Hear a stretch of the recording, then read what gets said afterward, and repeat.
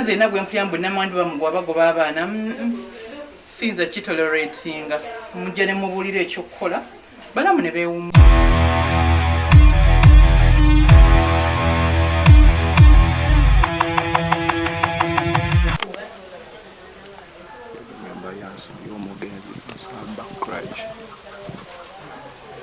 Kulaba era ati mwandu gyalimu era buzibu ki.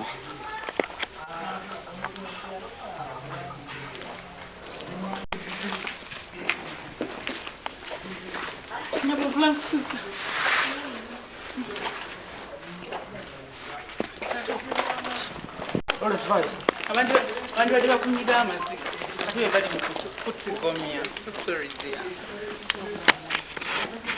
But you're going to be fine. Okay, no problem.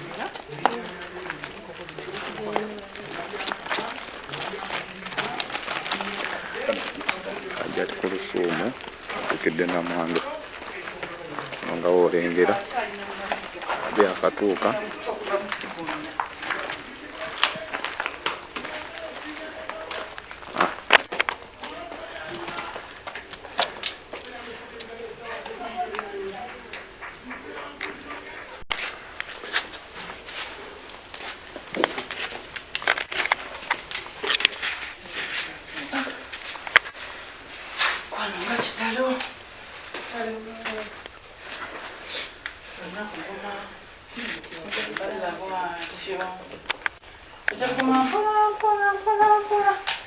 tojaguma mangu tekigenda mangu naye mpolampola alla ajja kuguma beeyagumya emitima egyo egimenyese egifiiriddwa yeka yajja okugumya nenza obulumi bw'oyitamu mbitegeeyo bangambye balamu bakugoba munju iye bangoba munyumba mwami wange yafa kikutuko zana ennaku z'omwezi nga 24 nali ndi wano waka nankubira essimu nangamba hani nfunyemu obuzibu badde yesobola kunkubira ku saa 6 nga byonna tebinnabawo nangamba hani mpulira omutwe gunnumira ne mugamba agenda okole ki genda olya emmere oba ofune n'ekyokunywa nangamba ndi wano poliisi ekatwe ne mugamba ekiri olwawo okulya nangamba kale kanyambuke mala okusaala nfune ekyokulya ne mugamba kaale waita kusanga mu 7 endakika 3 naddamu nankubira nangamba Shafi katono bakubikire nti nfudde nzena neeyonoonedde neefukidde naye ndeterayo kuki ku ngoye ez'okwambala ne mugamba kale kanzije kati nze nalina ano omukozi waka ne mugamba teekako emmere kwaisha ajja kudda ali mu ddwaliro tawulira kuki bulungi nze nga mmanyi tugenda kukomawo naye waka kati neva wambasi nchakkira waliwo omusajja mukano gena kwenda nga gwe bba wali wanaganya olinnya motoka oba omusajja gumulinya ku mutwe musina wamujjeeko oba omusaayi ne mugamba ndi mu kkubo nzija ntuuka kati nengenda nentuukawo nangamba ate bamututte ku kalwaliro ku ayani mundeeba ne mugamba bannange onzise mbadde mmanyi omututte omusaze oba ne mugenda alinga ensambya kuba klinika yasoose yakoze eki eganye wenatuukawo wayitawo ndoze eddakika nga 15 nga waali kuba namukwatako ne mugamba ani obadde ompita zono nkoze eki nzize ne mukwatako we bati mu ngalo nga munywezezza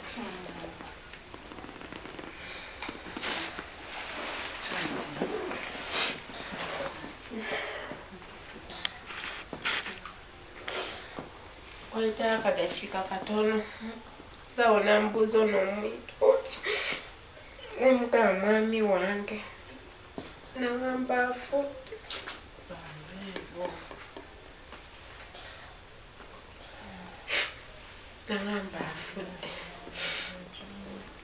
nali saakikkiriza kubanga nali manyi ngenda kumawo naye waka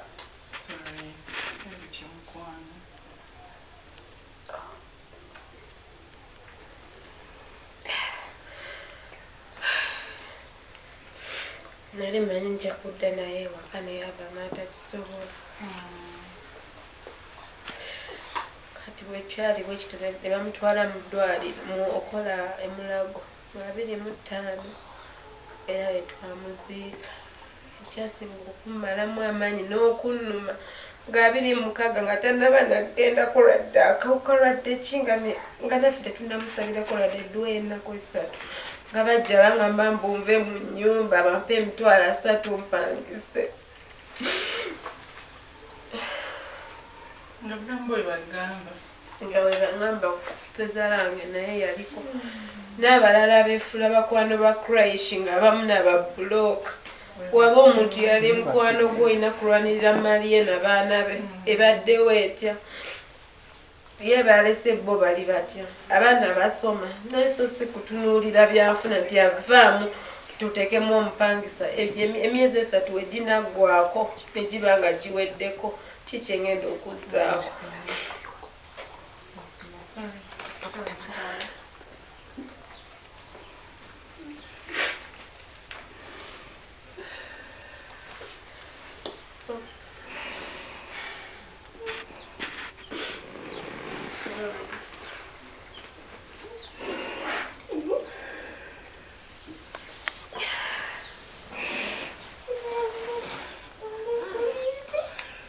ne batandika ne bagamba nze njagala kutunda bintu bya Christ naye gwe munno ng'afudde mwakava okuziika ofuna otya obuvumu tino ngenda tunda maliye nga tonaba nakuwona ku mutima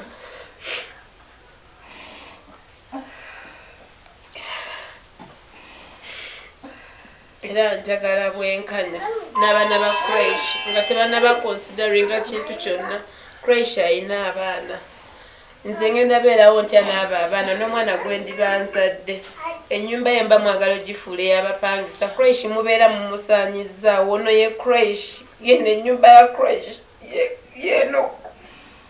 yono Christ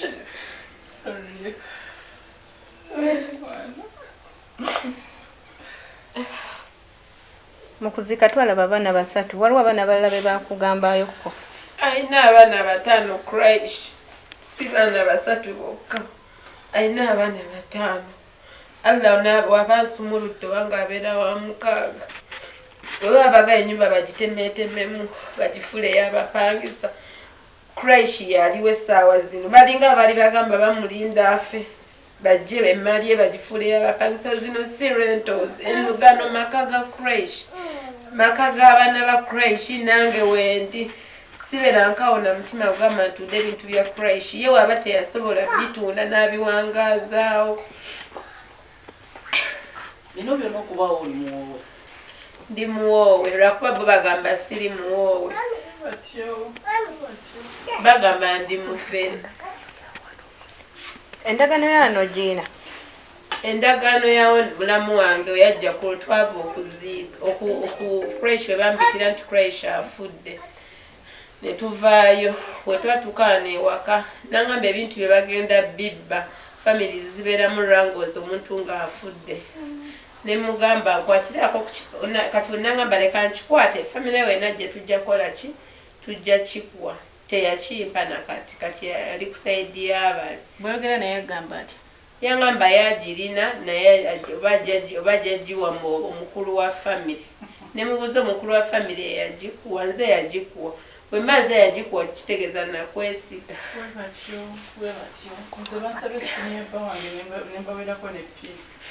omukulu wa family yange omukulu wa family omwami yajja taata wansambu ayina endagaano eyo mu nsonga zino kati ye agamba ki yagamba muno ajajjiwa memba wa family naye ate nga nze yagimuwa ekyo tekyandibadde kikulu naye mungamba mutya mungobe mu nnyumba essaawa ezo omuntu afudde mumpe emitwalo 3 ngende empangise omwana wange saa zino bonna bagenda tewali wadde era akusindikiddeko ladde kilo y'akawunga oba oli otya ladde okubuuzaako ku simu eri ku muzigo gye baŋŋamba okugenda gye banandabiririra okuva mu bupangisa si kintu kyangu olugendo luno ne haso zonna wazikuba n'omugenzi okutuuka nze buli kimu kyenjogera waneeno nina obujulizi bwakyo twakolanga n'omwami wange waliwo n'abantu abasobola okumpeerako obujulizi ate buli kimu kiriwandiike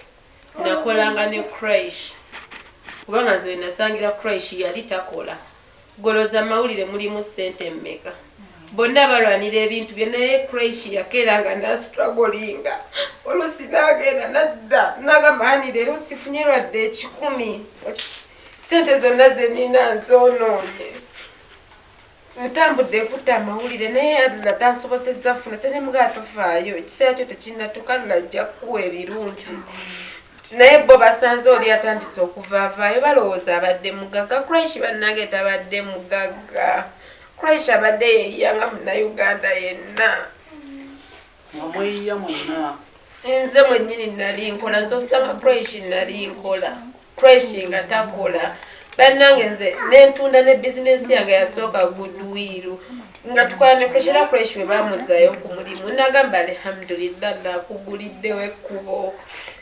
wetwazikira creche nze omu ku baasula wano ekiro bingi byayogera ne batukana tugamba enenju abadde ajja ayongerako nnyongere osobola tuttaanyiza ku lugendo luno kuba abamu bagaba batukana omugaba weesonyiwa enju okole ku kintu ekirala nze mwennyini nnyini nagamba creche sente nyingi zetumalidde ku nju enju tezamagoba enju tezamagoba bweba allah atuyambye nti tutandise nze wetwagize wenaddira wano buli kimu kyenjogera kyembagamba mu kamera nkiinako obujulizi nga temuli lwadde katayiro temuli lwadde kalangi nga temulimu bino oba myango oba bayita myango amadinisa buli kimu kyenjogera nkiina ku bujulizi naye kati bo balaba ennyumba bagirabo banga commercial house oba bagira banga embeera wagiyitamu eno omukyala budde naffe omukyalaogenda otya omukyala nasooka okumugumya emugamba agume alla bwatyo bwe yamusalirawo embeera nagiyitamu ngimanyi tebyawukana na byange nange era bye nayitamu ne mukyala munange enkugumya ngenda kukulwanirira wanti oli agenda kujjawo ogenda beerawo ogenda kuzaala omwana wo omwana nja kukwatirako nze nsomesa bamulekwa omwana asome omwana ffe tumukuze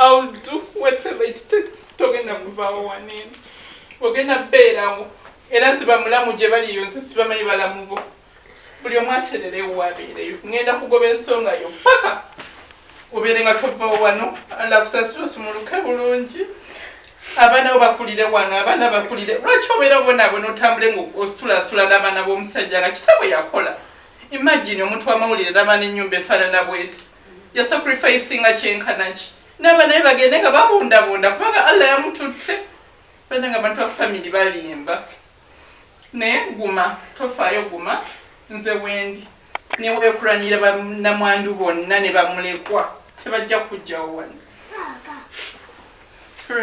omukyala tumuweeko kukiri tugende bagabulumuna bakazi ate nabo allah ajja batwala bo baliwulira bulungi nga bali eyo nga nabo bagobaganya bakyala baabwe n'abaana sisuubira nti creche we yandikoze eddaame yandigambye mukyala wange mumufulumye mu nnyumba eno ennyumba ya creche n'abaana ba creche eno ennyumba si ya famire eno ennyumba y'abaana ba creche naye bo balowooza oba ennyumba erimu ki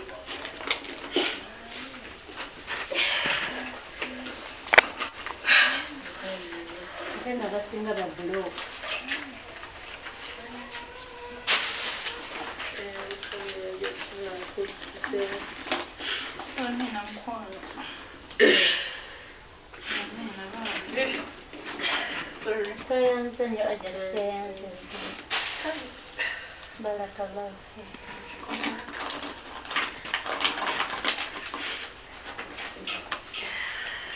Nsamba creche yalina kampani gye yali akolera ya New Vision. Yo eyogerawo kyoba wayogeddeko nabo? Sinaba batuukirira naye nkimanyi byonna ebigenda mu maaso babiraba. Nabo mbasaba bajje bannyambeko banwanirireeko. Obusiraamu bwe tuba omuntu afudde tulina edduwa ya 40 gye tusoma nga ffe abasiraamu. Ekintu ky'edduwa kyo okirowoozako kikuba twawulirako nga tata kusaidia agamba tagenda asoma dduwa. Tujja kwesonda nga bakwano ba Quraish. Twekwatekwate tumukolere edduwa kubanga oli abadde musiraamu zitangama nk'omuno omutabbuliiki.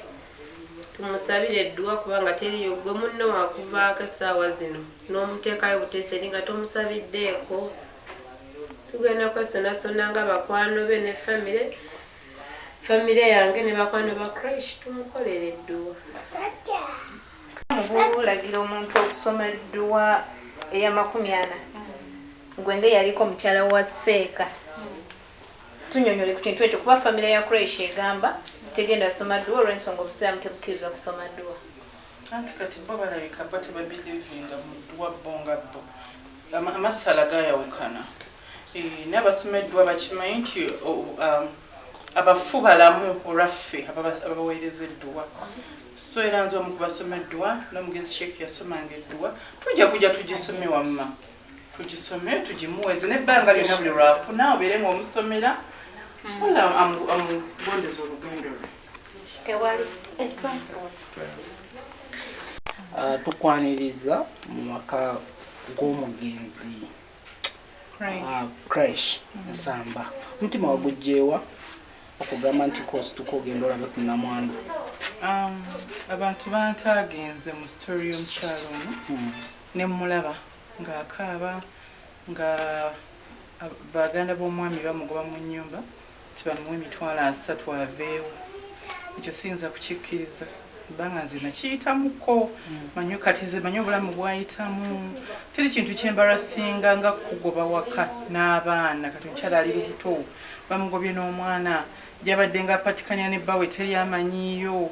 Kiyinza okutraumatizinga obulamu bwo bwonna era kiba nakifaananyi kibi eri n'abatoobe bayinza n'okutya okufumbirwa. So nze neewaayo ne ngamba Allah engeri yansaasira nze ne nkiyitamu. Nange nafuna abakyala bannange abaŋŋumya abambeererawo. Minisita Nakiwala n'ambeererawo. Waliwo omukyala Hajjat Farida Kibo akulira abakyala mu Uganda n'ambeererawo. Ninga nange nja bbiirawo bakyala bannange. Era nze nagwe mpulira mbu Namwandu bamugwa bagoba abaana. Siyinza kitoleratinga. Mujja ne mubuulira ekyokukola balamu ne beewummuzaako. What was your worst moment mu mbeera ng'eyo era wagipenetratingamu otya? The worst moment. One, it's very hard to believe nti omuntu waba agenze. Okujjako ng'oba abadde alwalirira Mukama nakupreparingira for the worst. N'omuntu kati ng'owoono naye yafa kibwatukira. N'owaffe teyalwalira bbanga ddene n'afa. Kati batona bakkiriza nti omuntu agenze tomanyi na kiddako. Ate kati bagamba tambula ogende ebigambo biyitingana wuyo mu mawulire bagamba your entire life gets totally disorganized kubanga obadde obeera mu bulamu obulala ate olina ku adjustinga ate oyinga obulamu obulala. So bw'otwayize ku mboozi omusisinkanye muwayizaamu mutya era ogenda mutemera otya empenda okuba nti akiyitamu? Musisinkanye nannyonnyola nti bamugoba bataddewo embeera bagamba mbu si mukazi we simanya n'omwana aleka si waabwe naye omukyala muwoowe ne marriage certificate agirina. Kati bo bagamba nti olubuto si lwa musajja lwabwe mbanga by the time mwoganira munno titali lubuto lwa bbaawe kitegeeza lulwo. Bagamba nga bali awo bajja sibagala mukolako fujjo naye nze mugambe tati abeere mugumu. Njogeddeko ne lawyer wange agenda mu Yambwa Foundation tugenda tuba administrator general n'ebira saagala byogera ku mawulire. Bajja labiraawo nga amateeka gabagamba bugambi mweyongereyo wano no good zone. Bano abali ku sayidi eri tebagambye mbugula omutima omubi okuyingira mu bintu bino? Bo be balina omutima omubi kubanga nabo babanga Allah abajjuludde ne bagoba bakyala baabwe. Tekiba kirungi omuntu yenna aba ayagala omukyala we n'abeera waka n'abaana. Lwaki abaana ba Quraish babundabunda?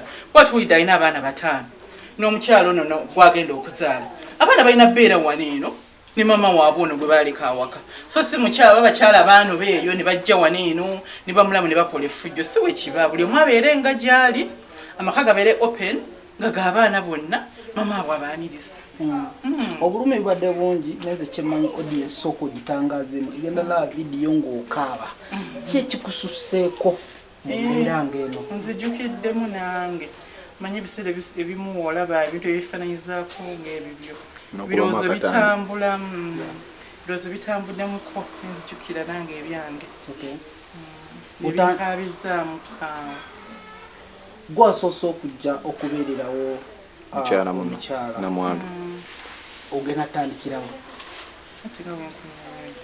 tinjokedde ne looya wange bitulina kukwatibwa amateeka si ffujjo mu nsi no mulimu amateeka omuntu ayinza okujja nakukolako effujjo nga tamanyi nti wali amateeka agasobola omukangavvula tulife bijja kuba bya mumateeka it's hard okusanga omunnamawulire nga standinze bwati kuba esente z'abannamawulire nazo sinnya omukyala akyogedde n'agamba yakolanga nebba nabuza mulooza mawulire muvaamu ssente mmeka mutuufu abakyala babeera eyo ng'ayambako ku mwami we n'olina jja just n'akola effujjo n'akufubutwa bufubutuzi just like that n'omukyala atulaze ne risiiti zonna zirina baagulanga ebintu ne bazimba omwami aleeta n'omukyala aleeta ne bano bo just baagala mukolako ffujjo wano si woyimiridde n'oyikoowola bannamawulire kuba bannamawulire buli mwali n'ekitiibwa kye mulimu n'ab'amaanyi okusinziira leve ez'enjawulo tosobola kuyimirira no standing and calling journalist to come and stand for their fellow journalists. I think kituufu nnyo ne vision group gye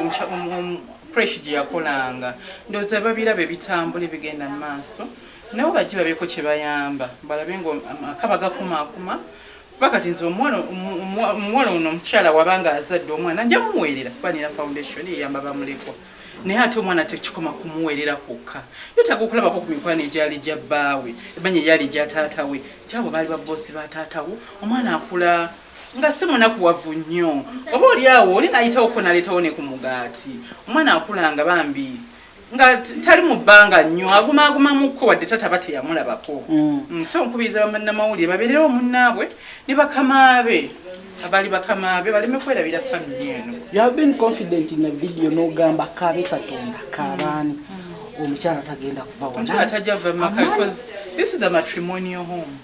Matrimonial home ebeera ya mukyala kati era just basaaga amaanyi gavaawa amaanyi anti nze ndi muyigirize manya amateeka.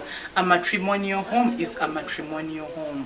Era abakyala bonna abaliyo tobanga omuntu ajja nga mumaka go n'akugobawo nakugobawo n'abaana bo ng'omwami waafudde era ekyo wekikolanga n'ovaawo ne bakanyugira obubwo n'ogenda oba okikoledde mu nsobi oba tomanyi amaka g'omukyala n'omusajja. It's a matrimonial home. Nange nenkere nkya tugeze nga nvudde mu nsi teri muntu ajja kujja mwami wange engineer akula mu kutaleka mu disorganizing nti ate wano osimanyi wali wa muganda waffe. No, that's a matrimonial home. Ekibuuzo ajati ku mbeera ng'eno ya omukyala ayinza obeera depressed n'obunkenke kuba alina abamuthreatening obulamu bwe embeera ng'eyo kuba oyinza oba wakavaawo nekintu omukyala sister omukulu andaze nti police eri aware bino byonna ebigenda mu maaso so teri ajja kujja kumukolako kyabulabe babatiisa butiisa era yenna asuubira okujja mukoleko ekyobulabe ajja kwereetera ebizibu. Ensi si kirungi kutwalira amateeka mu ngalo. Ojja kukola amateeka mu ngalo ojja okuba omukyalo ono baba bamwe bajja mukuba bagende bakusibe kati oli abaana bagenda bakuba munnaabwe byakusaaga bya musajja tebagenda kubasiba myaka simanye emeka. So si kirungi kubeera gwe n'olowooza nti amateeka ojja gakwatira mu ngalo ye mulamu ojja otya okuba omukyala kyokka byakyejo bambi bye byalimu honestly obasekeredde kale ajja tweyanziza babuulira amazima ennyumba ya Nsamba Christ amanyi tukubye omugere